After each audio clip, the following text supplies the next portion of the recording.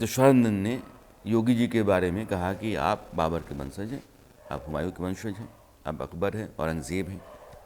लेकिन उसी सरकार के भीतर उप मुख्यमंत्री केशव मौर्य कहते हैं कि पूज्यपाद शंकराचार्य जी को मेरा प्रणाम, आप गुस्सा थूकें, आप स्नान करें, जो भी जिम्मेदार जवाबदेह लोग हैं उनके खिलाफ कार्रवाई होगी। अब ये दो स्थितियां हैं, अलबत्ता तीन स्थितियां। आप जैसे संत वो कहते हैं कि अब तुषारनंद गलत थे, सरकार और प्रशासन उनकी कार्रवाई से लगता है कि वो गलत थे, और केशव मौर्य उस तरह के बाकी संत भी, और कमोवेश उनका बयान अखिलेश यादव और दूसरे जो विरोधी दल हैं उनके साथ मेल खाता हुआ सा है। तो ये तीन धड़े आपको दिख रहे हैं, क्या है? देखिए, पहली बात, मैं ये नहीं कह रहा हूं कि शंकराचार्य गलत है, मैं ये नहीं कह रहा हूं शंकराचार्य सही है।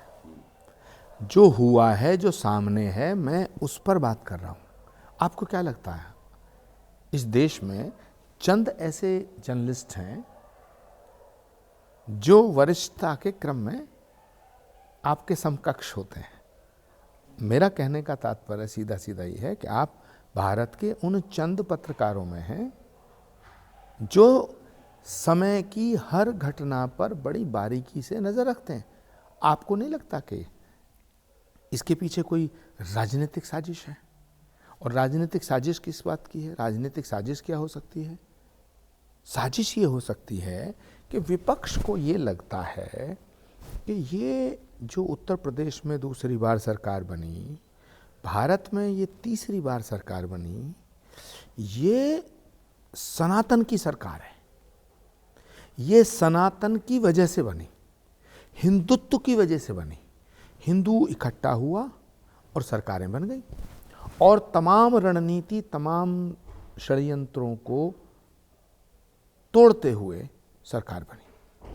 तो विपक्ष के नेता ऐसा मानते हैं कि अगर भाजपा को हराना है, अगर भाजपा को रोकना है, तो उस शक्ति को खत्म करना पड़ेगा जिस शक्ति से भारतीय जनता पार्टी सत्ता में है। वहां वो पाते हैं कि असली शक्ति जो है वो सनातन की है। तो सनातन को डिवाइड करो, सनातन का विभाजन करो, सनातन धर्म को विभाजित करो।